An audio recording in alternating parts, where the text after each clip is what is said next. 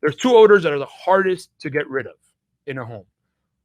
And second one is smoke. What do you think the first one is? I have no idea. Cat urine. Absolutely the worst. Cat urine has gotten to the point, it's been so Why bad. is it so? It's funny. Because my son, Uh-huh. girlfriend has 2 cats. Okay.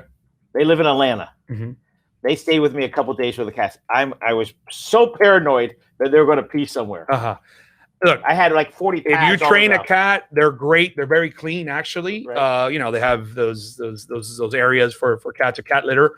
But at times, if you let the cat run the home, they will urinate everywhere because they're spreading out their pheromones. They spray. They actually don't just urinate. They spray it on walls.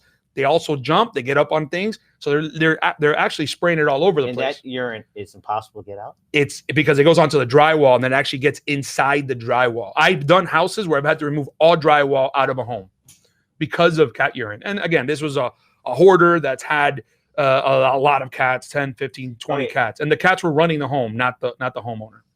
So number 1 is cat urine. So what is it? You had asked me earlier, what is it that we need? What can we do about it? Number 1 is we actually physically clean every surface, every wall, every ceiling, anything that may be in there with chemicals. We'll use a machine called sheets, everything. Everything. Oh, if it's draped sheets, everything has to be clean as well. Then we also use an equipment called an ozone machine. If people are living in there, we'll use a hydroxyl, which actually essentially kills or opens up all the oxygen molecules. And it just changes the molecular structure of everything that is in there, in the home as well.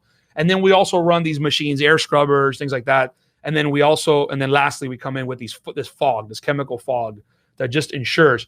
And then if it gets really bad, then the last thing we'll recommend is to paint the house.